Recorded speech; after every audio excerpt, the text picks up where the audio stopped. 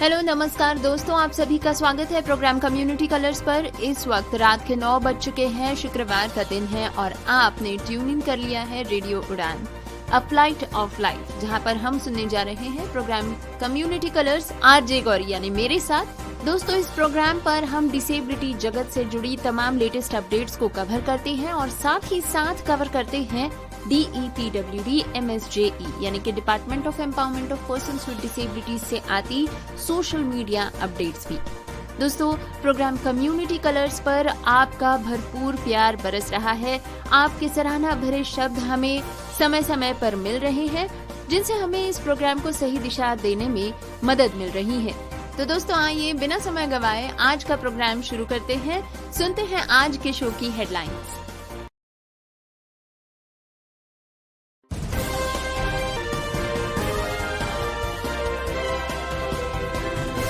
मुश्किलों से लड़कर सुप्रीम कोर्ट तक का रास्ता तय किया आंचल भटेजा ने, बनी पहली दृष्टिबाधित महिला वकील।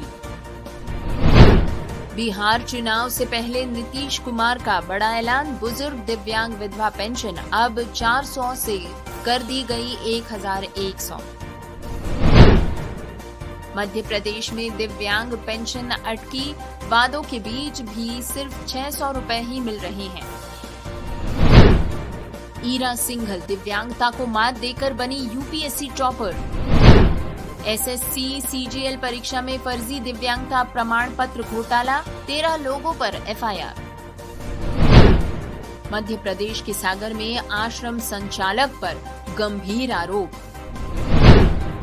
IAAP में कार्यालयीन अफसर सर्टिफिकेशन प्रोग्राम असिस्टेंट पद के लिए भर्ती। दिव्यांग जन सशक्तिकरण विभाग ने CPD पद के लिए 4 उम्मीदवारों की शॉर्टलिस्ट जारी की।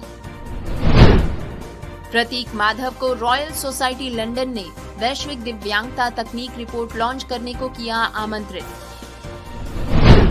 चेन्नई में हुआ इंटरनेशनल टॉयलेट फेस्टिवल 3.0 का टॉयलेट वॉक, समावेशी शौचालयों पर चर्चा की लहर। प्रोग्राम कम्युनिटी कलर्स में अभी आपने सुनी आज के शो की हेडलाइंस। प्रोग्राम में अब समय हो चला है आगे बढ़ने का, तो बिना वक्त गवाए आइए सुनते हैं डिटेल्ड न्यूज बुलेटिन।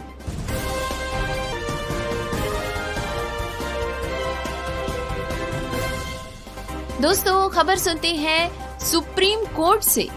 पंजाब के भटिंडा में जन्मी आंचल भटेजा ने बचपन से पढ़ने लिखने का शौक रखा, लेकिन कक्षा 10वीं के बोर्ड एग्जाम से ठीक पहले रेटिनोपैथी ऑफ प्रीम्योरिटी यानी ROP ने उनके आंखों की रोशनी छीन ली।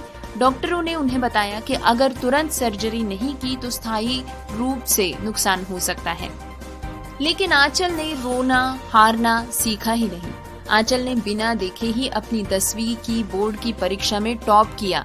ये उन्होंने किया स्क्राइब की मदद से, लेकिन जब सामान्य स्कूल में पढ़ने की बात आई तो सिस्टम ने कहा कि ये स्कूल स्पेशल नीड्स से नहीं जुड़ा है। यही सवाल बना उनकी आवाज की जड़। क्या शिक्षा सभी का अधिकार नहीं है? आंचल ने इस सवाल को उठाया और इस दिशा में बदलाव लाने की कोशिश भी की। आंचल ने CLAT यानी क्लैट की परीक्षा क्रैक की और SAP कैटेगरी में ऑल इंडिया रैंक 4 हासिल किया। NLSIU बेंगलुरु में दाखिला लिया और वही बिना विशेष सुविधाओं के अपना मकाम हासिल किया। लाइब्रेरी में स्क्रीन रीडर, ब्रेल डॉक्यूमेंट्स और कैंपस नेविगेशन की कमी, ऐसी हर बाधा को उन्होंने उठाकर प्रशासन की तरफ रखा और इसे पार करने की अपने हिसाब से पूरी कोशिश की। उनका उद्देश्य उनकी सहूलियत नहीं थी, बल्कि एक नीति थी जो उन्हें समान दर्जा दे सके। एक ऐसी सिस्टम, एक संस्थागत व्यवस्था जिसके लिए आवाज उठाई जा सके। दोस्तों, आपको ये भी बता दें कि लगभग 95% वेबसाइट्स भी एक्सेसिबिलिटी पे डेफिशिएंट है। OCR और स्क्रीन रीडर्स को अनिवार्य बनाना जरूरी है, लेकिन इन सभी मुश्किलों का कड़ा मुकाबला किया आंचल ने और वे बन गई सुप्रीम कोर्ट में पक्ष रखने वाली एक महिला वकील। संघर्षरत दृष्टिबाधित समुदाय की बुलंद आवाज। उनके साथ परिवार, विशेषतः पिता, सहपाठी और कॉलेज की टीम ने मिलकर आखिरी कदम तक साथ दिया और अब आपको बता दें कि आंचल मिशन एक्सेसिबिलिटी जैसे अभियानों से जुड़ी है और क्वियर अधिकारों के मुद्दों की भी अगुवाई कर रही है। उनका मानना है कि नीतियां हो तो बदलाव भी संभव होता है, चाहे व्यक्तिगत हो या सामाजिक। आंचल कहती है कि ये सिर्फ मेरी कहानी नहीं है, एक महिला की सफलता का सफर नहीं है, बल्कि एक संपूर्ण समाज की क्षमताओं की कसौटी है। अब आंचल सुप्रीम कोर्ट में वादी के पक्ष में बहस कर रही है और न केवल अपनी बल्कि पूरे दृष्टिबाधित समुदाय की आवाज बनकर उभर रही है। दोस्तों, खबरों में अगली खबर सुनते हैं बिहार से। बिहार के मुख्यमंत्री नीतीश कुमार ने 21 जून 2025 को घोषणा की है कि सामाजिक सुरक्षा पेंशन योजना के तहत अब वृद्धजनों और दिव्यांगजनों तथा विधवा महिलाओं को मासिक 400 रुपए की जगह पेंशन मिलेगी 1100 रुपए। ये राशि हर माह की 10 तारीख को सीधे लाभार्थियों के बैंक खातों में जमा कर दी जाएगी और ये राहत राशि जुलाई से ही लागू हो रही है। इस कदम से करीब 1.09 करोड़ लाभार्थियों को फायदा मिलेगा, जो अपने वृद्धावस्था, शारीरिक अक्षमता या विधवा अवस्था के कारण आर्थिक रूप से संवेदनशील हैं। एक्स पर पोस्ट करते हुए श्री नीतीश कुमार ने कहा कि वृद्धजन हमारे समाज का अमूल्य हिस्सा है। उनका सम्मानजनक और सुरक्षित जीवन हमारी सर्वोच्च प्राथमिकता है। उन्होंने इस दिशा में निरंतर प्रयास जारी रखने का आश्वासन भी दिया। बिहार विधानसभा चुनाव इस वर्ष के अंत में ही है। बीजेपी और आरजेडी समेत सभी दलों ने जनता के बीच सामाजिक कल्याण योजनाओं को लेकर प्रचार तेज कर दिया है। पेंशन वृद्धि को राज्य सरकार की भी एक बड़ी उपलब्धि बताया जा रहा है, जिससे कि चुनावी माहौल में भी इसकी गूंज सुनाई देगी। दोस्तों, बात अब चल रही है पेंशन की, तो बिहार पेंशन न्यूज के बाद अब हम सुनते हैं एमपी से पेंशन की न्यूज। मध्य प्रदेश की राज्य सरकार दिव्यांग पेंशन बढ़ाकर 1,500 रुपए करने का वादा पिछले विधानसभा चुनाव में ही कर चुकी है, लेकिन आज भी लाभार्थियों को केवल 600 रुपए मिल रहे हैं। यही राशि औसतन दवाइयों, खाने पीने या बुनियादी जरूरतों के लिए पर्याप्त नहीं है। भोपाल की 38 वर्षीय शीतल धुले, जो मसल डिस्ट्रॉफी से जूझ रही हैं, हर महीने सिर्फ 600 रुपए पर निर्भर हैं। उनके पति दैनिक मजदूरी करते हैं, पर दोनों की आमदनी में भी 2 वक्त की रोटी मुश्किल से पूरी हो रही है। शीतल कहती हैं कि धन से ज्यादा तकलीफ इस बात की है कि हमें भुला दिया गया है। भोपाल आए दृष्टिबाधित छात्र शैलेंद्र और सागर की पढ़ाई के लिए भी 600 रुपए पेंशन काफी नहीं है। ये राशि न किताबें खरीदने के लिए काम आती है और न ही हॉस्टल फीस जमा करने में मदद करती है। दोनों छात्र कम से कम 1,000 रुपए की पेंशन की मांग कर रही हैं। दोस्तों, आपको बता दें कि सितंबर 2024 में मध्य प्रदेश हाईकोर्ट ने 600 रुपए को बढ़ाकर 1,562 रुपए करने का आदेश दिया था, लेकिन वित्त विभाग और केंद्र सरकार से अनुमति न मिलने के कारण इसे लागू नहीं किया जा रहा। सामाजिक न्याय मंत्री ने अभी भी प्रस्ताव सीएम और वित्त विभाग को भेजे जाने की बात की है, पर अंतिम मंजूरी लंबित है। जहां आंध्र प्रदेश में दिव्यांग पेंशन 6,000 रुपए, महाराष्ट्र में 3,000 और दिल्ली में 2,500 तक पहुंच रही है, मध्य प्रदेश में अब भी मात्र 600 रुपए है। दोस्तों, अब बात करते हैं उत्तर प्रदेश के मेरठ जिले में रहने वाली ईरा सिंघल की।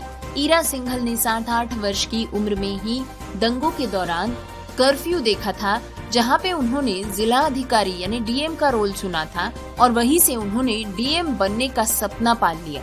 दिल्ली विश्वविद्यालय से कंप्यूटर इंजीनियरिंग और एफएमएस दिल्ली से एमबीए करने के बाद ईरा ने कॉर्पोरेट सेक्टर में स्ट्रैटेजी मैनेजर के रूप में काम किया, लेकिन बचपन के सपने को पूरा करने के लिए यूपीएससी की तैयारी शुरू कर दी। 2010, 11 और 13 में आईआरएस में चयनित होने के बावजूद शारीरिक अक्षमता के आधार पर सेवा से रोका जाना उनके लिए बड़ा सदमा था। यूपीएससी आयोग के खिलाफ कानूनी लड़ाई उन्होंने लड़ी और जीत कर अपना हक मांगा। चौथे प्रयास में 2014 में ईरा सिंघल ने सामान्य श्रेणी में पहला स्थान हासिल कर लिया था और यूपीएससी टॉपर बनकर उन्होंने इतिहास रच दिया। और आज ईरा एक समर्पित आईएएस अधिकारी है। जो कि दिव्यांगजनों, महिला सशक्तिकरण, शिक्षा और बाल संरक्षण के क्षेत्र में सक्रिय योगदान दे रही है। दोस्तों, अब न्यूज सुनते हैं SSC CGL 2024 के घोटाले की। कर्मचारी चयन आयोग यानी SSC उत्तर पश्चिमी क्षेत्र द्वारा आयोजित CGL 2024 में RPWD श्रेणी में फर्जी दिव्यांगता प्रमाण पत्र लगाकर परीक्षा में मिले लाभ का आरोप लगाते हुए FIR दर्ज कराई गई है। शिकायत SSC के अंडर सेक्रेटरी धीरज कुमार रंजन ने थाना सेक्टर 3 चंडीगढ़ में दर्ज कराई है। जांच में पाया गया है कि 13 उम्मीदवारों ने मुख्य चिकित्सा अधिकारी सह सिविल सर्जन के कार्यालयों से जारी किए गए जैसे ही दिखने वाले दस्तावेज जमा किए थे, जबकि संबंधित जिलों हरियाणा के जिंद और उत्तर प्रदेश के फतेहपुर के निवासी वे नहीं हैं। इससे पहले 28 जनवरी 2025 को आयोग ने 6 आरोपियों को 3 साल के लिए डीबार कर दिया था। पंजाब एवं हरियाणा हाईकोर्ट ने 11 मार्च 2025 को मामले में संज्ञान लेकर FIR दर्ज कराने के निर्देश दिए, पर 25 जून 2025 को IPC धाराएं 420, 511, 465, 468, 471 इनके तहत FIR की संख्या 55 कर दी गई है। अदालत के आदेश के बाद दर्ज मामले में 13 आरोपियों में से 8 हरियाणा से हैं, जिनमें सोनीपत, रोहतक, कैथल, सिरसा और भिवानी के निवासी शामिल हैं। पुलिस अब ये भी पता लगा रही है कि कहीं कोई और गिरोह तो इसमें शामिल नहीं है। चंडीगढ़ पुलिस इस बर्खास्त सचिवालय टीम की छानबीन कर रही है ताकि ये पता चल सके कि इस फर्जीवाड़े में कोई तंत्रगत मदद या कोई उम्मीदवार संलिप्त है या नहीं। दोस्तों, न्यूज बुलेटिन इसी तरह जारी रहेगा, लेकिन एक छोटे से ब्रेक के बाद।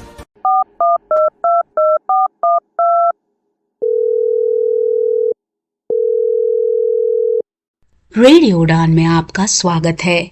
आज का शो है चौंक गए आप भी? आपने सही समझा। अब रेडियो उड़ान सुने फोन पर भी, वो भी बिना इंटरनेट के। कैसे? श्रवण ऑडियो लाइब्रेरी के साथ। डायल करें 0807117525 पर। इंस्ट्रक्शंस फॉलो करें और सुने आपका अपना फेवरेट शो रेडियो उड़ान, अ फ्लाइट ऑफ लाइफ, अब एक फोन कॉल दूर। Shravan Audio Library is an initiative by National Association for the Blind Delhi in association with United Way Delhi. Hidden voices की तरफ से आप सभी का स्वागत। हिडन वॉइसेस, एक दृष्टि एक आवाज, और इसने पूरे भारत में दृष्टि बाधित और आर्थिक रूप से विकलांग बच्चों और वयस्कों को किताबों की दुनिया खोलकर सशक्त बनाने के लिए 1000 से भी अधिक छिपी हुई आवाजों को मिलाया है। 28 अप्रैल 2019 को देवी कृष्णा द्वारा स्थापित और सुश्री मैत्री राजदेव द्वारा सह संस्थापित हिडन वॉइसेस एक अद्वितीय रीडिंग चैरिटी है। देवी एक अनुभवी मनोचिकित्सक और काउंसलर है और ह्यूमन रिसोर्स मैनेजमेंट की एक दक्ष प्रबंधक है। देवी ने पूरे भारत के विभिन्न भाषाओं के स्वयंसेवकों को दृष्टिबाधितों के लिए ऑडियो किताब पढ़ने और बनाने के लिए तैयार किया है। एक भागीदार के रूप में श्री सुधीश पी और इसके अध्यक्ष के रूप में सुश्री सिंसी थॉमस के साथ हिडन वॉइसेस के अब कुल 1500 से भी अधिक इन हाउस पाठक है और ये JNU, पुणे और दक्षिण भारत स्थित कई क्लबों से जुड़ा हुआ है, जिसके चलते अब हिडन वॉइसेस के पास 3000 से भी अधिक पाठक है। इसमें सबसे छोटे पाठक 5 साल की उम्र से लेकर सबसे बड़े पाठक 82 साल के अनुभव वाले स्वयंसेवक है। पाठकों को उम्र और चुनी गई भाषा के अनुसार ग्रुप्स में बांट दिया जाता है। हिडन वॉइसेस के पास अब लगभग 20 भाषाओं में जानकारी पूर्ण और काल्पनिक दोनों ही तरह की पुस्तकों की एक सूची तैयार है।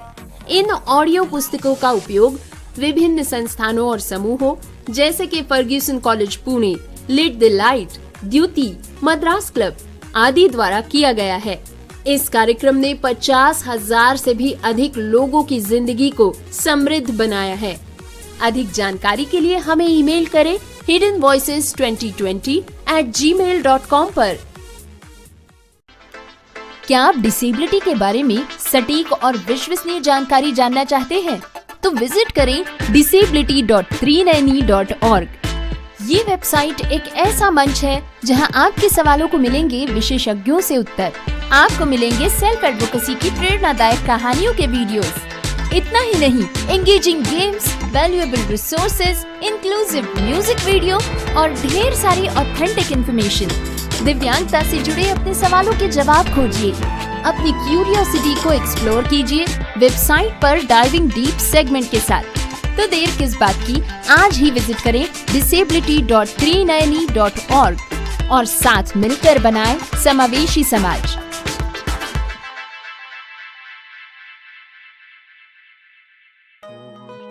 वैसे तो आपको हर चीज में प्रोटेक्शन चाहिए। धूप में निकलने से पहले सनस्क्रीन के साथ रेडी रहते हो, क्रिकेट खेलने से पहले नी पैड्स लगाते हो और सोने से पहले मच्छरदानी लगाकर सोते हो। तो बात जब हाथों के जर्म्स की हो, तभी प्रोटेक्शन गायब क्यों? इसीलिए सैवलॉन स्वस्थ इंडिया कहता है, अगर जर्म्स और बीमारियों से रखनी हो दूरी, खाने से पहले हैंड वॉश जरूरी। Hello, welcome to iWay. Our new contact number is 8800004334. Please note that our toll-free number will be discontinued soon. Kindly reach out to us on a new number. iWay में आपका स्वागत है। अब से हमारा iWay का नया नंबर है 8800004334 यानी 8800004334। कुछ समय में हमारा टोल फ्री नंबर बंद हो जाएगा। कृपया हमारे नए नंबर पर ही संपर्क करें। धन्यवाद। ये है रोशनी का कारवां। एक दिन पिंकू ने इस प्रोग्राम को सुना और उनकी पूरी जिंदगी बदल गई। जब पिंकू कुमार ने 12 साल की उम्र में स्मॉल पॉक्स की वजह से अपनी दृष्टि खो दी तो सब कुछ ठहर गया। वो 2 साल कोमा में रहे। उसके बाद उन्हें नहीं पता था आगे कैसे बढ़ें। फिर एक दिन उन्होंने रेडियो पर रोशनी का कारवां सुना, iWay का एक प्रोग्राम, और तभी से सब कुछ बदलना शुरू हो गया। उन्होंने iWay से संपर्क किया। iWay ने उनकी पढ़ाई फिर से शुरू करने में मदद की, जहां उन्होंने ब्रेल सीखी, मोबिलिटी सीखी और धीरे धीरे अपनी रफ्तार पकड़ी। लेकिन ये सफ़र आसान नहीं था। 10वीं क्लास में पिंकू ने बैंक अकाउंट खोलने की कोशिश की। उन्हें कई बार मना किया गया और कई बार तो बाहर निकाल दिया गया, सिर्फ इसलिए क्योंकि वो दृष्टिबाधित थे। लेकिन iWay के समर्थन से उन्होंने हार नहीं मानी। उस अनुभव ने उनके लिए एक नया लक्ष्य जगाया, बैंकिंग में करियर। आज पिंकू लुधियाना के कैनरा बैंक में क्लर्क के रूप में काम करते हैं और वो सुनिश्चित करते हैं कि कोई और ऐसा अनुभव ना करे। अगर आप दृष्टिबाधित हैं या दृष्टिबाधिता से संबंधित किसी भी मार्गदर्शन की ज़रूरत है तो iWay हेल्प डेस्क पर कॉल करें। हमारा नंबर है 8800004334 यानी 8800004334। धन्यवाद।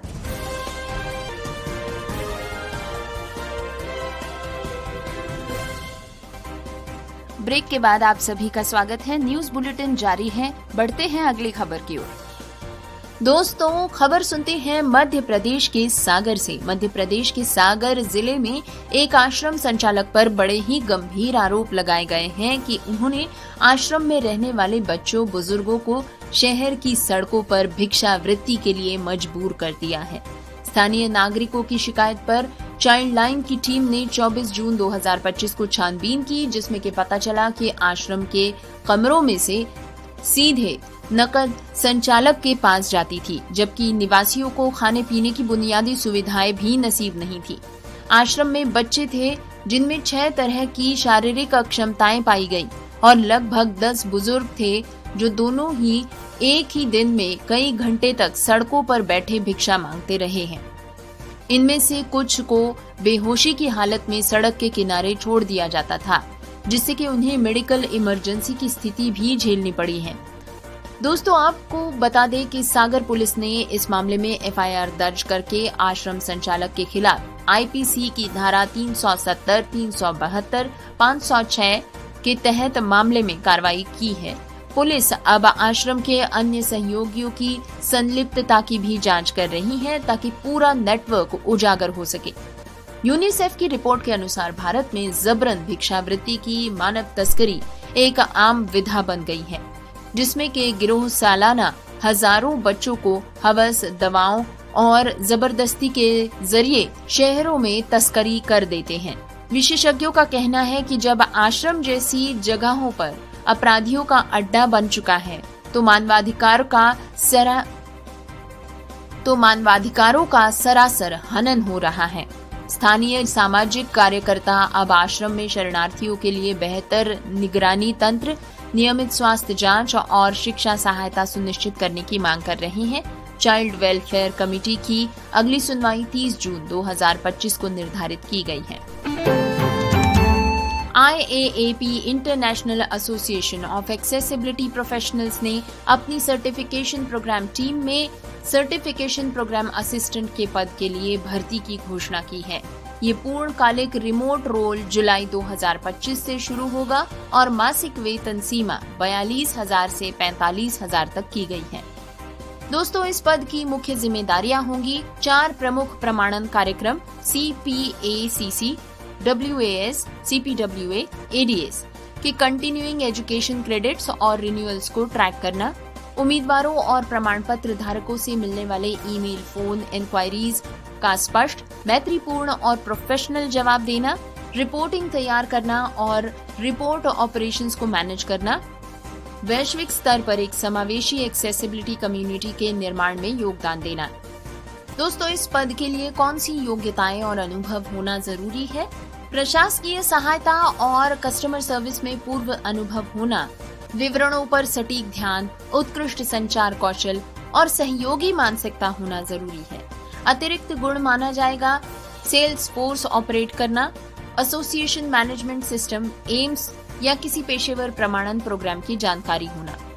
दोस्तों, इच्छुक उम्मीदवार hiring@g3ict.org पर अपना रिज्यूमे एवं संक्षिप्त कवर लेटर भेज सकते हैं। ईमेल विषय में कृपया लिखें सर्टिफिकेशन प्रोग्राम असिस्टेंट।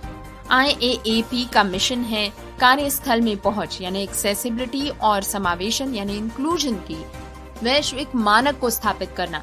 इस भूमिका के मध्य से आप एक प्रेरणादायक उद्देश्य संचालित टीम का हिस्सा बन सकते हैं जो विश्व भर में एक्सेसिबल वर्क प्लेस क्रिएट करने में अग्रणी है।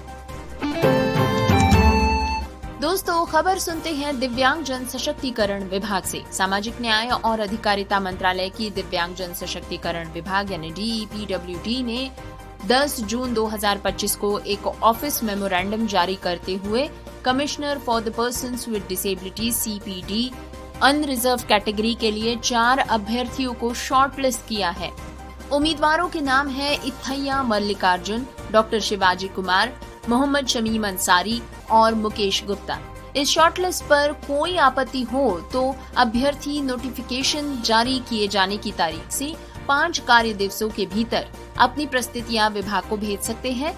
इस दौरान प्राप्त होने वाली किसी भी शिकायत पर स्पष्टीकरण या सुझाव स्क्रीनिंग कमेटी द्वारा विचाराधीन रखे जाएंगे। Commissioner for persons with disabilities का पद दिव्यांगजन के अधिकारों और कल्याण कार्यक्रमों के नियमन और कार्यान्वयन का मुख्य स्तरीय नेतृत्व संभालेगा। इस पद के माध्यम से नीतिगत मार्गदर्शन, योजनाओं की परामर्श, समीक्षा और राज्य स्तरीय समन्वय सुनिश्चित किया जा सकता है। ऐसे में चयन प्रक्रिया की पारदर्शिता बनाए रखने के लिए आवश्यक कदम उठाए जा रहे हैं। DEPWD ने 5वें तल B विंग पंडित दीनदयाल अंत्योदय भवन CGO कॉम्प्लेक्स नई दिल्ली का पता देते हुए ये भी कहा है कि सभी आवेदक स्नातक योग्यता और अनुभव की वेरिफिकेशन रिपोर्ट देख सकते हैं और समय पर आपत्तियां दर्ज करा सकते हैं। इसी के साथ ही अंतिम चयन जारी होने तक विभाग इस शॉर्ट लिस्ट को ही मान्य एंट्री मानते हुए आगे की प्रक्रिया पूरी करेगा।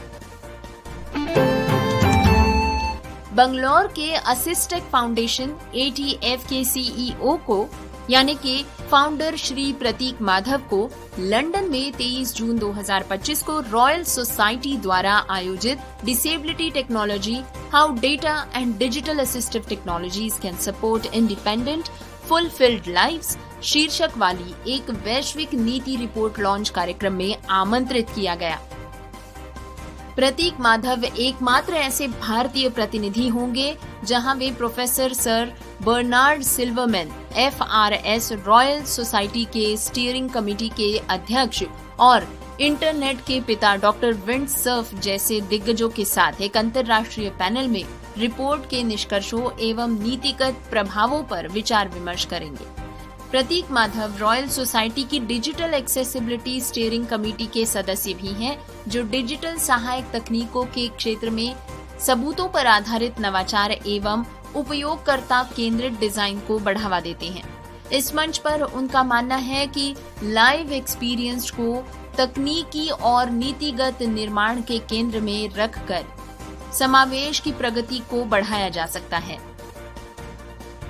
प्रतीक माधव ने आगे बताया कि वे इस रिपोर्ट को भारत सरकार, थिंक टैंक्स और सिविल सोसाइटी के समक्ष प्रस्तुत कर कार्रवाई की शुरुआत करेंगे, जिससे कि PWDs के जीवन की गुणवत्ता और आत्मनिर्भरता को वास्तविक तौर पर बढ़ाया जा सके। दोस्तों, अब बात करते हैं चेन्नई से आती एक खबर की, जिसमें कि हम जानते हैं कि पिछले सप्ताह शुरू हुई इंटरनेशनल टॉयलेट फेस्टिवल 3.0 इसे ग्रेटर चेन्नई कॉर्पोरेशन और wash lab, cheer, recycle bin संगठनों ने मिलकर आयोजित किया है। यह अभियान पूरे शहर में खुले शौच के स्थलों का मैपिंग करता है, जागरूकता कार्यक्रम और आम जनता संस्थानों तक सामुदायिक संगठनों को शौचालयों की देखभाल की जिम्मेदारी लेने के लिए प्रेरित करता है। फेस्टिवल के अंतर्गत आयोजित टॉयलेट वॉक में शहर के सार्वजनिक शौचालयों का दौरा किया गया, जहां पे वरिष्ठ नागरिकों के हैंडरेलों की कमी, सफाई कर्मियों की सुरक्षा उपकरणों का अभाव, विकलांगों के लिए एक्सेसिबिलिटी की चुनौतियों पर खुलकर बातचीत की गई। इस वॉक ने सभी को याद दिलाया कि 1400 से भी अधिक सार्वजनिक टॉयलेट्स होने के बावजूद भी उपयोग की स्वीकार्यता अभी भी कम है। प्री पॉइंट मैपिंग में पता चला कि खुले में शौच के स्थलों का डिजिटल मानचित्र कैसा दिखता है। डिजाइनर कैंप के जरिए 15 कलाकारों के लिए 3 दिन का कैंप किया गया, जहां पर वे क्रिएटिव टॉयलेट डिजाइन प्रस्तुत करेंगे। शॉर्ट फिल्म प्रतियोगिता के जरिए सैनिटाइजेशन वर्कर्स की कहानियां उजागर की गईं। स्टूडेंट प्रदर्शनी व कॉन्क्लेव में शौचालय स्वच्छता पर स्कूल व कॉलेज छात्रों की पहल की गई। डेप्यूटी मेयर मंगेश कुमार ने वॉक के दौरान कहा कि विकलांगों और बुजुर्गों के लिए आसान इस्तेमाल सुनिश्चित करना प्राथमिकता होनी चाहिए। उन्होंने क्लीनिंग टूल किट्स और एक्सेसिबिलिटी गाइडलाइंस जारी करने का आग्रह भी किया। फेस्टिवल 5 जुलाई 2025 तक चलेगा। इस दौरान adopt a toilet, donate a toilet program के तहत नागरिक स्वयं किसी सार्वजनिक टॉयलेट की देखभाल अपना सकते हैं। ग्रेटर चेन्नई कॉर्पोरेशन का मानना है कि निरंतर संवाद और सामुदायिक भागीदारी से ही एक ऐसी समावेशी, स्वच्छ और सुरक्षित शहरी पहल बनाई जा सकती है जिसका अनुभव संपूर्ण हो। दोस्तों, प्रोग्राम कम्युनिटी कलर्स में आपका फिर से एक बार स्वागत है। अब शुरू होने जा रहा है हमारा धमाकेदार कम्युनिटी कलर्स का अपडेट सेक्शन, जिसका नाम है DEPWD social media update section. दोस्तों, इस सेक्शन में हम आपको बताएंगे दिव्यांगजन सशक्तिकरण विभाग यानी DEPWD के सोशल मीडिया हैंडल्स पर क्या क्या खास हो रहा है, जिनमें के शामिल होते हैं प्रेरणादायक किस्से, मौके, घोषणाएं, स्कॉलरशिप से लेकर सोशल मीडिया पर मची हुई हलचल भरी खबरें भी। तो आराम से बैठ जाइए और एक सिप पानी के साथ प्रोग्राम को आगे बढ़ाते हैं। आशा करते हैं कि आप अपने खाने पीने का भी भरपूर ध्यान रख रहे होंगे। इसी के साथ जुड़े रहिए प्रोग्राम कम्युनिटी कलर्स पर मेरे यानी कि RJ गौरी के साथ।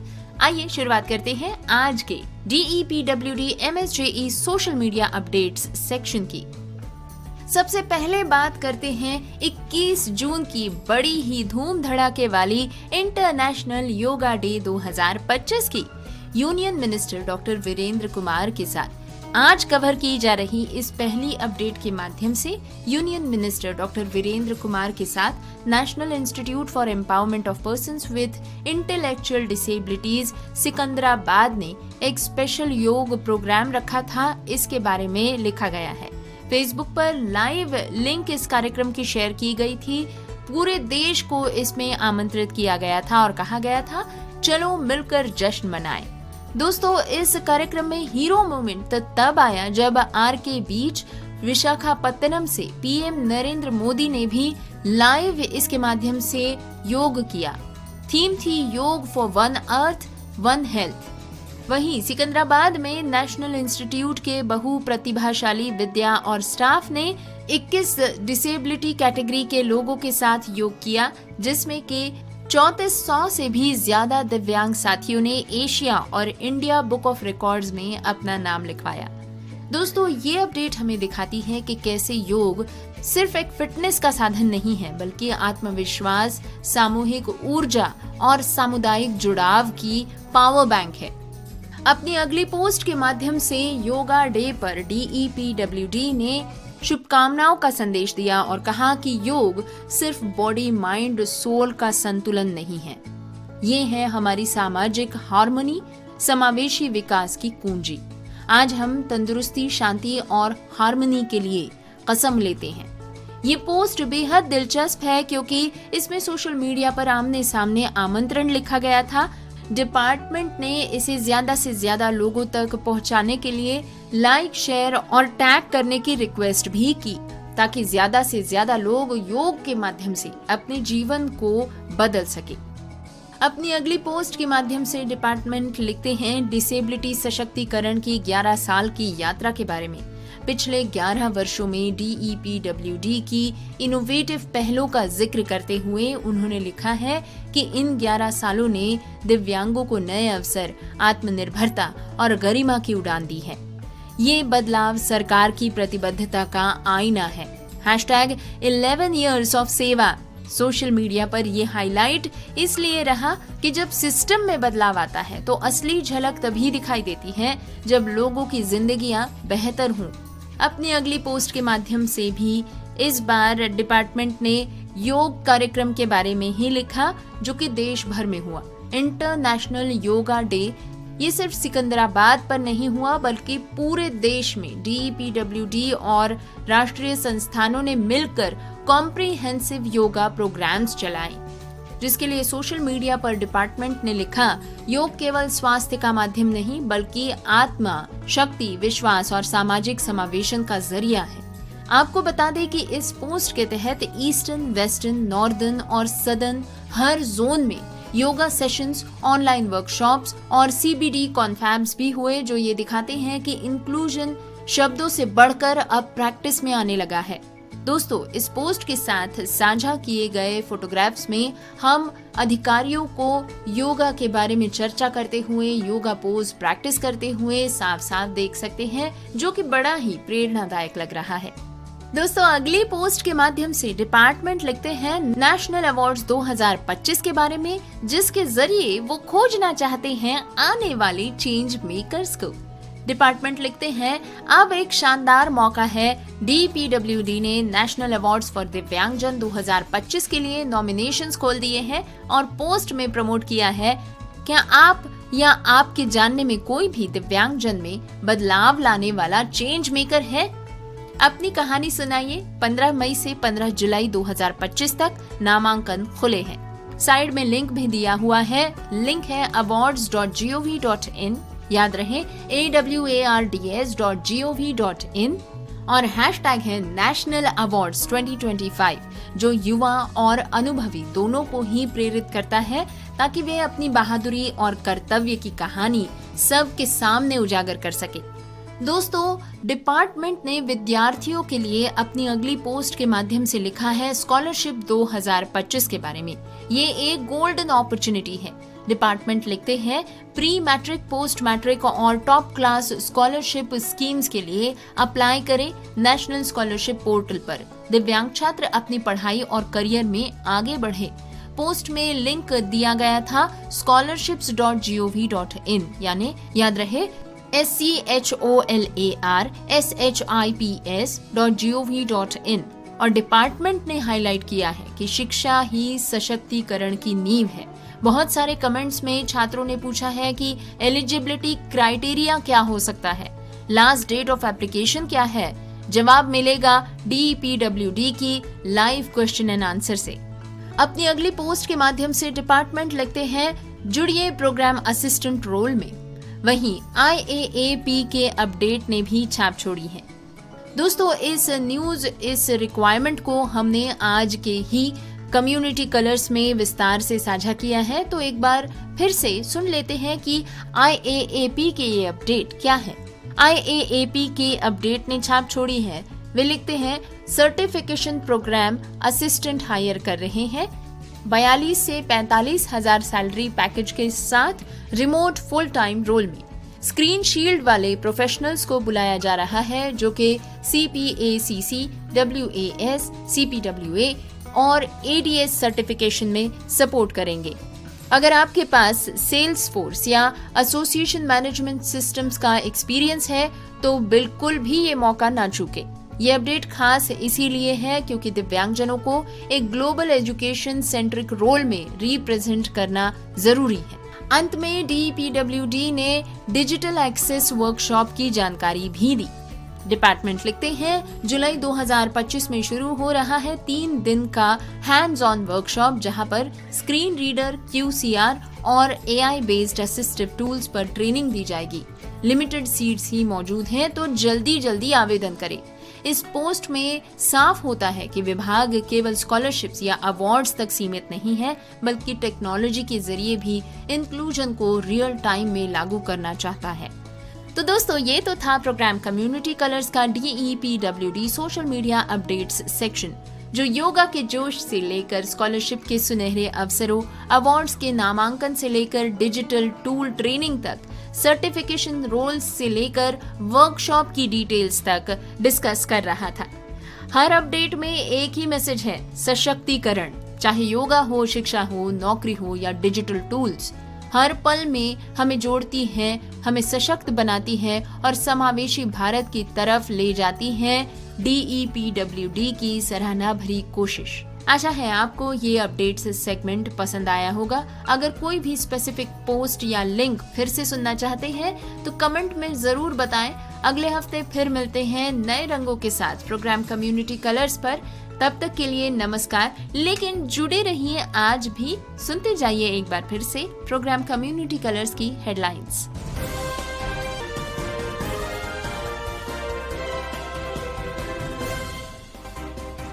मुश्किलों से लड़कर सुप्रीम कोर्ट तक का रास्ता तय किया आंचल भटेजा ने, बनी पहली दृष्टिबाधित महिला वकील। बिहार चुनाव से पहले नीतीश कुमार का बड़ा ऐलान, बुजुर्ग दिव्यांग विधवा पेंशन अब 400 से कर दी गई 1100। मध्य प्रदेश में दिव्यांग पेंशन अटकी, वादों के बीच भी सिर्फ 600 रुपए ही मिल रहे हैं। ईरा सिंघल दिव्यांगता को मात देकर बनी UPSC टॉपर। SSC CGL परीक्षा में फर्जी दिव्यांगता प्रमाण पत्र घोटाला, 13 लोगों पर FIR। मध्य प्रदेश के सागर में आश्रम संचालक पर गंभीर आरोप। IAAP में कार्यालयीन अफसर सर्टिफिकेशन प्रोग्राम असिस्टेंट पद के लिए भर्ती। दिव्यांगजन सशक्तिकरण विभाग ने CPD पद के लिए 4 उम्मीदवारों की शॉर्टलिस्ट जारी की। प्रतीक माधव को रॉयल सोसाइटी लंदन ने वैश्विक दिव्यांगता तकनीक रिपोर्ट लॉन्च करने को किया आमंत्रित। चेन्नई में हुआ इंटरनेशनल टॉयलेट फेस्टिवल 3.0 का टॉयलेट वॉक, समावेशी शौचालयों पर चर्चा की